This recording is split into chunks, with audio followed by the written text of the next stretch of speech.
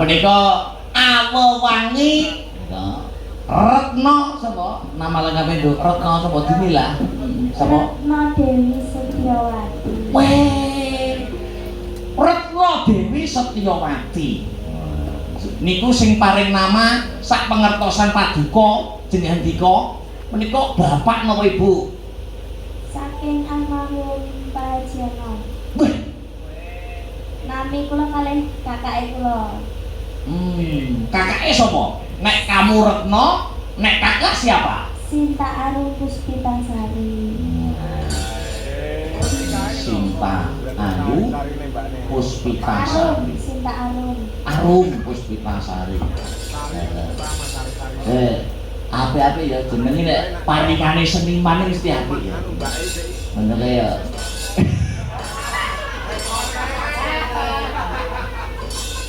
iya luar biasa ngono kae operator seni jenenge apik ya kok jenenge Facebook Deni Arma Arma ki apa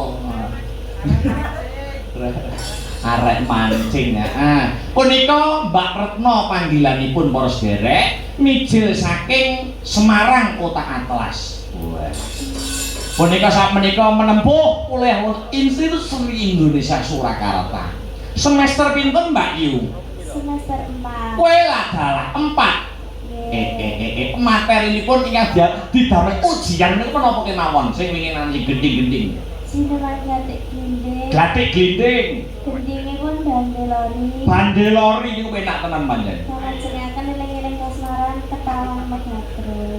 oh iya nek bandelori temen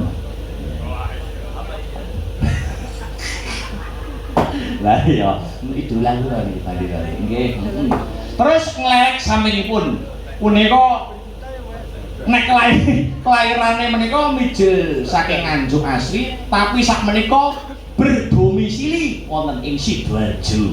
Wah, menika Awa Wangi nama lengkapnya adalah Mbak Aulia Pangesti. Oh, iki sak mbake awake dhewe, sak mbake awake dhewe. Wah, ya iki calone ya wis arep-arepi ya. Calone ya wis nemu sing dari jodone sok Agustus dadi manten. Dipuji aja mung dadi bojo ning dadi judu. Ngene kok bojo karo judu beda lho, beda. Bojo iki iso pinisah karo apa wae. Nek judu iki hanya maut yang memisahkan. Wah ya. Mbak Aulia Pangesti saking Sidoarjo nglerek samenipun malih punika mijil saking Kota Ngawi Ramah Awa Wanginipun Mbak Yovika Listianisma. Wah iki sak adike awake dhewe upama umur-umurane nggih punika nggih kula anggap dadi adik kula piyambak. Kula ngentek tiga mboten mentolo nek kalih Mbak Yovika awit sanut awit kula menika ngrumangsani kula menika anak ragil ora duwe adik dadi adik kula menika Mbak Yovika menika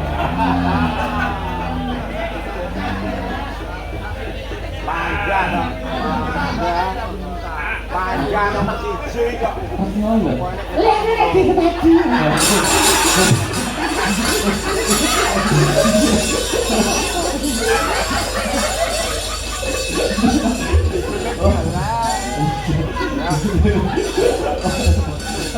Rumah saya iya saking Kota Ngawi ayo Mbak Yovika dipegang mic-nya nek Nganjuk menika makanan khasnya itu adalah nasi becek menika sate kambing diwenehi soto ngaten terus diwenehi bumbu kacang nek Ngawi menika makanan khasnya napa Mbak Yovika kula pengen ngerti mergi kula jarang dolan teng Ngawi nggih anu Mas, lha kula niku nggih mboten nate kuliner Mas.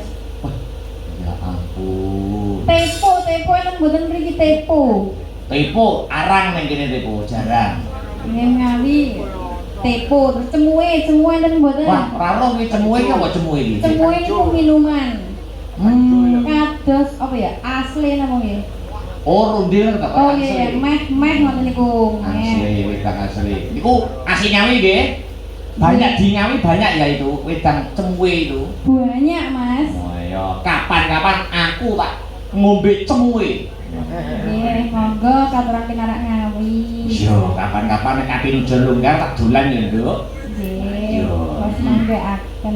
Ayo. Langsung aja dong. Ngelarek sampinipun malih. Iya.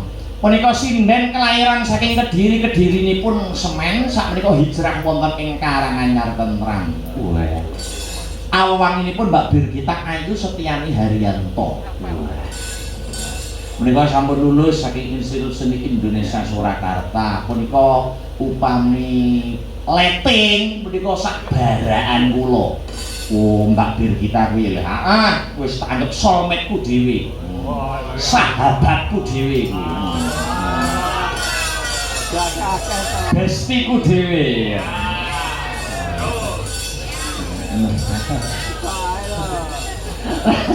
Ngelerek sambi. Ayo. Punika Mbak Deni Denko. Wah, niki sinden ingkang dados napa nggih pionirnya Kabupaten Nganjuk. Mbak Deni Denko. Anu ta Le, jenenge kok padha karo sing operator sound padha Denine. Mergo di mana ada Mbak Deni Denko, di situ ada Deni Arma. Piye setelane sound menurutmu malam ini piye? Gak penak, Mas. Nek gadai kamu puas banget kok. Gak penak soalnya dia digereng, Mas. Penaknya dia nyetel sound karo mita. Gletak. Gletak. Gletak ben penak. Lek muter ngono iki karo mita. Nggih. Niku anu kok pinter, strateginya pinter. Pintere piye, Mas? Lho, upama ya enek kanca-kanca sing rumangsa ornamen gambarane kurang banter. Ah. Mas, banter nih. Siap. Ngene iki sebut ngene iki ya. Mlunter ini sing obah nggur tangane tok. Obah nggur tangane tok, tapi klincerane ora obah. Wis ngene tok.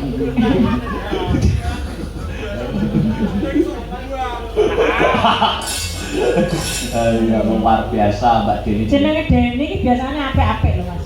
Deni cak nan ke ya apik. Oh, terkenal. Sampeyan jadi sinden kondang. Lha iki kondang kok operator kondang. Lah ya, kondang krong. Kondang krong. Lah iya. Kok enek jenenge Deni rupane kaya rambut jaji. Itu jaji lho, ganteng gitu kok. Apa iya, Mas? Ganteng-ganteng serigala gitu kok. Gak tahu ada sih padahal. Lho niku nek adus malah setelane son malah ndak penak. Oh, ngoten. Nggih, jimate nyetel son penak iku mboten adus. Dadi mau tanggapan seminggu dhek seminggu tuh full tanggapan. Adus iki pisan bubrah setelane son. Apuh tenang. Berarti gak kawik, Mas. Kan negari nak yo ngelentek dhewe.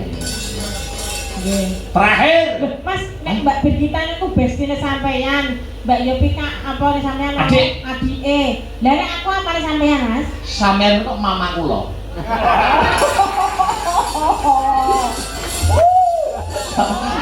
Aja mama, aja mama. Mami. Aku mau nek mama. Mami. Mami ya mau aku. Mami sing golekne wong lho biasane. Mami. Aku mau nek mami. Lapa nek mama emoh, mami emoh pengen dianggap seperti apa saya sendiri? Opangko. Tante. Opangko. Oh kudu nek nyebut tante kudu anu kala-kala kubro ya. Opangko. Sing iso nyebut tante iki Retno saja. Ret ya jar muni tante. Nganggo mik, nganggo tante. Contohnya di bahasa. Heeh. Opangko. Oh iya. Kok ya apik ya nek ngene wong ayu ya. Kae apik ngono karo aku. Terakhir punika adalah Bu Parsinem ingkang minangka dados pengemonging mbak-mbak kang sarta adik-adik Waranggono mijil saking Kedung Dawa Nganjuk menika putrane nggih sinden sakmenika dereng saged ikut karena kondisi badan belum fit. Oh ya. Ya, saiki gliak-gliak waton kecandak ya Le. Ngaturake tetembangan. langsung nyang langgam wae. Oh iya, ning nganggo bawa. Heeh. Sesi deman, sik iki mau sapa-sapa ya sesi deman ya tak wacane sik. Mun nek ora disebutke ndak gawe gelo. Sesi deman mriko ketoke saka WA mau WhatsApp. Nggih. Pun mengke kula menyusul sakiki sinten ning ditembangke dhisik. Ayo, Sapa ya? Mbak Aul ya, Mbak Aul sik ya. Mbak Aul ku pemane, Mbak Aul pemane. Berarti Mbak Denko tadi. Iya. Mbak Denko. Ya. Oh ya, nggak mau kalau dipanggil Mbak Famfe. Famfe. Angko. Angkon. Angkon. Ingkel. Anu Bu, kok Bu, Mbak Tante. Famfe. Ya. Famfe, du Famfe sih deman. Aku nggak malah Eva. Oh. Sesi deman. Oke. Jenengan gawane pisan. Jenengan gawane pisan engko langgame jumeneng. Aku bawa sambil duduk. Bobo sambil duduk. Enggak dibawa yang iku Mas Hero. Panjenengan mawon Mas Heru bar niki. Ya ya. Oh, tugasnya ngomyak wong akeh. Jebdes. Ya mangga Mbak lan mawon.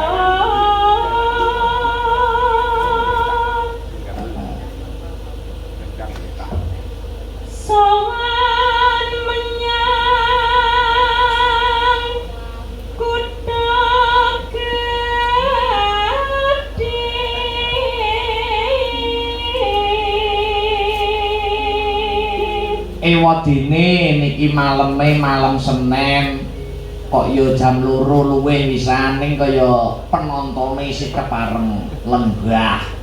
Sesuk ukuran nyambut gawe ngoten. Prei Mas esok. Tanggalan kuwi piye to Mas? Mosok merah tanggal. Tanggalan mireng kabeh kok. Oh merah. Merah iki ora kena diliwati.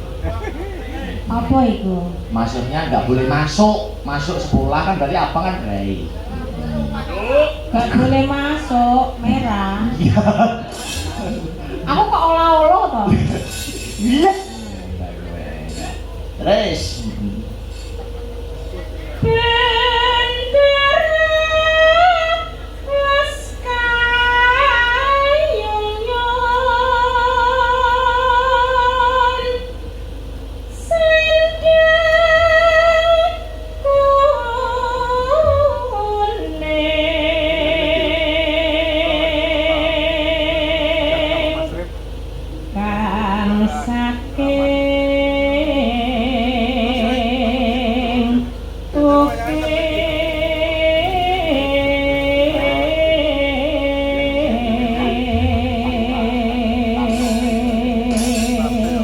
Ternyata besok tanggal merah hari lahir Pancasila. Oh, iya. Kok gak podo karo ndek ini Mas? Loh. Maksudnya ini? Sampeyan munine ndek iki ora hari lahir Pancasila ngono. Lah kok? Hari apa ya? Oh mau kok ibuan ya? Ndek ini kok Mas. Oh ndek ini, ya ndek barang aku ngomong. Tanggal 1 sesuk ngono. Ramah kabeh. Mungkin maksudnya leren, adus bersih kan maksudnya kan leren nek adus dhisik niku istirahat dapat tenang. Nggih. Oh nek bar tanggapan kudune keramas ya. Nggih no niku ning kesehatan bagus. Ya. Oh iya. Ya. Suara kurang permana ning wases rung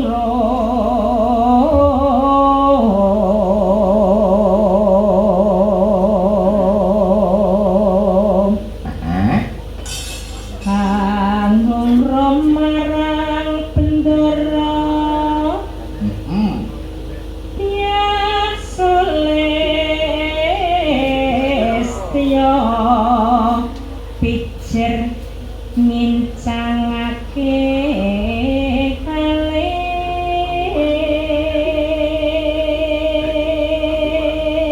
Yuk, karo berdiri pelan-pelan Mbak Din gatekke. Terus tresno sesideman.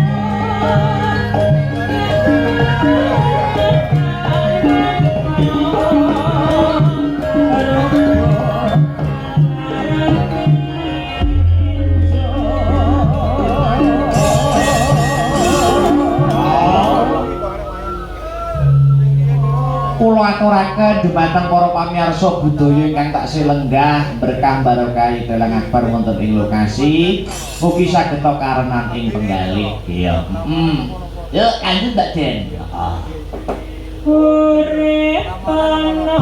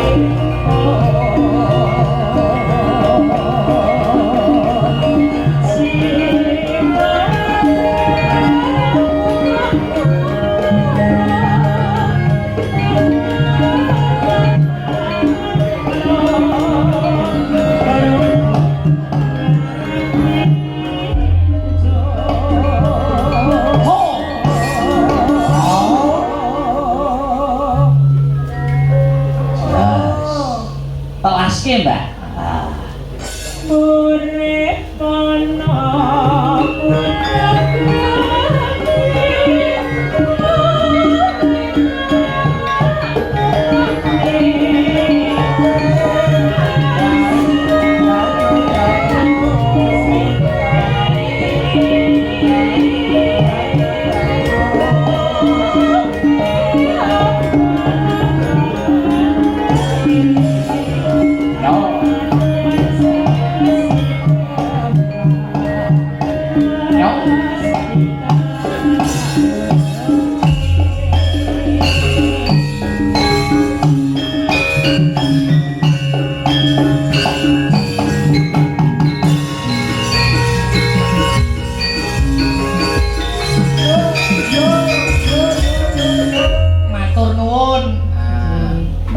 ingkang sampun ngaturaken sesideman niki nggih karya besar Ki Haji Supurun Suwondo. Wah ngono ya Dik Petro. Nggih. Luar biasa. Sumber sono untuk pada malam hari ini kena kanggo tepo kalupi desa-desa liyane terus. Ayo. Padha-padha lengkonge suasanane aurane antara sumber sono karo Dadi Sari, dadi punggur-punggur wis beda ya, beda. Wis nonton wis beda. Ambak ana sing nyusul ning lokasi kuwi tetep menentukan. Ayo, ngaturaken panuwun kula ambali malih dumateng Bapak Kepala Desa. Ugi warga masyarakat ingkang sampun paring kapitadosan dumateng kula sak kanca ngono ya Dik Petro. Jadi warga masyarakat nyuwun astabrata wis disembadani karo Bapak Kepala Desa. Ayo. Jadi apa wae besok sing dadi gegayuhane Bapak Kepala Desa kudu bareng-bareng disengkuyung karo apa sing dadi lapisaning para masyarakat. Yo, apike yo kaya mangkono. Simbiosis mutualisme. Saling menguntungkan. Sabanjure apa Le? Niki wau permintaan saking FMA Fan Militan Astabrata ingkang memonitor lumantar niki menika kanal via streaming YouTube Astabrata Media. Langgane memanik sing nembang Mbak Aulia. Anu ora ketang sithik Mas Heru bawane Mas. Mardika mawon Mas. Wajar luar biasa. Wis bebas merdeka. Adene kanca-kanca depan, ayo. Mangga Mas Her.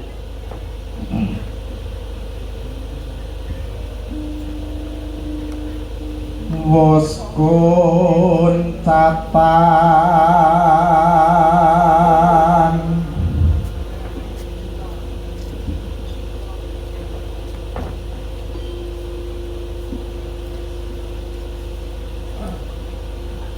tresno asih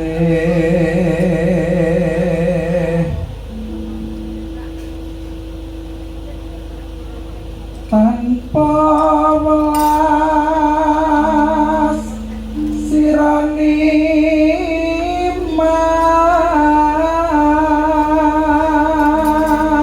Mas Heru tetap semangat toh? semangat. Semangat. Nek rada ibaratnya mangan yo nganggo kececer. Sing Kadang-kadang kula no kaya apa ya nyawana. Lah kaya dhewe lah nek nyandak nyawa berarti to aku. Yen nolah rasa lah kok apa kene iki. Anu to. Erang-erang upaya. Ya ampun. Oh iya balabak malah. Aku nyandak emban mak nyut. Yo. Wit saka hatrengkar sane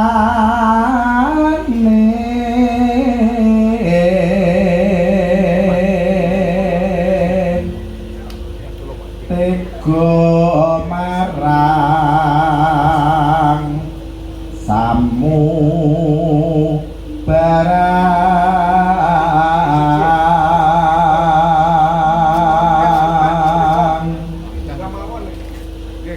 ingkang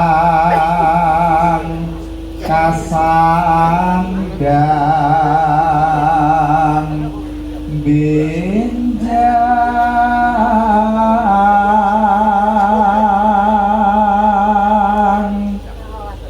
muga padha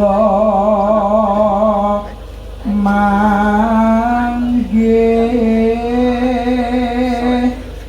ayu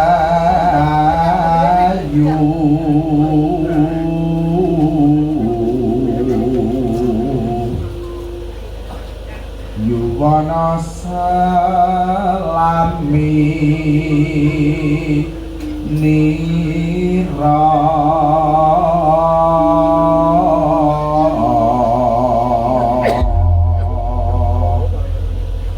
ya Mbak Aul Nggih. buka celuk langsung karo berdiri pelan-pelan ya. Nggih. Mangga. Mong sliramu kang dadi mani ing kalbu engko retno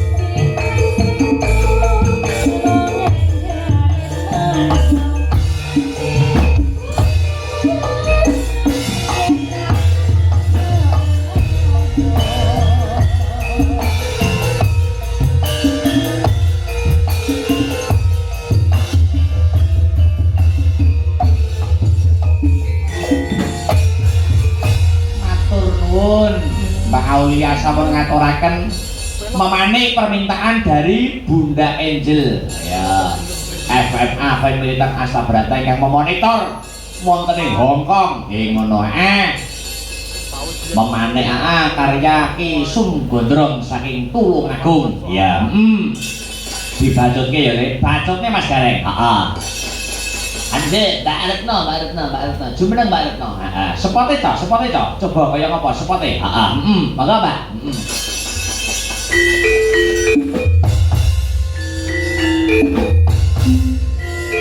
Yo.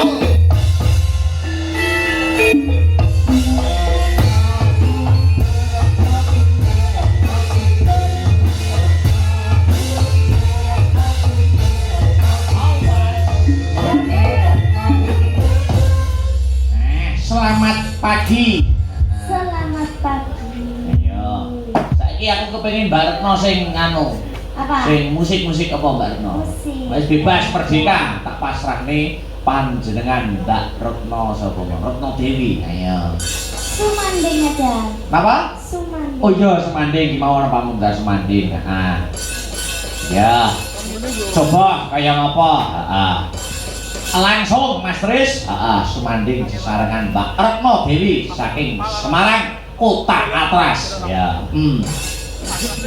ayo dadeke Mas Tris.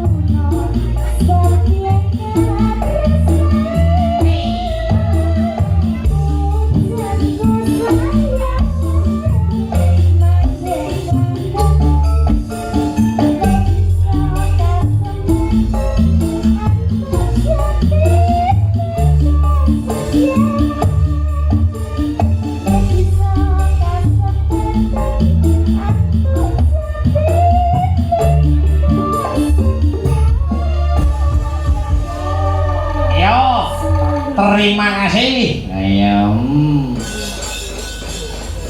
Terakhir permintaan dari Pak Oka Wibowo. Harus wajib dipinangani ya kuwi apa mang tatu kita ya. Mbak Bir kita karo Mbak Yovika. Yo. Jumeneng bareng yo. Seperti Mbak Bir kita kali Mbak Yovika. Nah.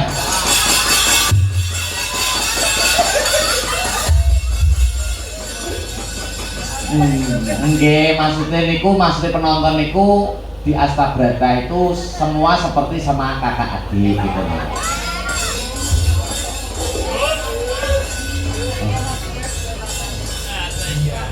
Ayo.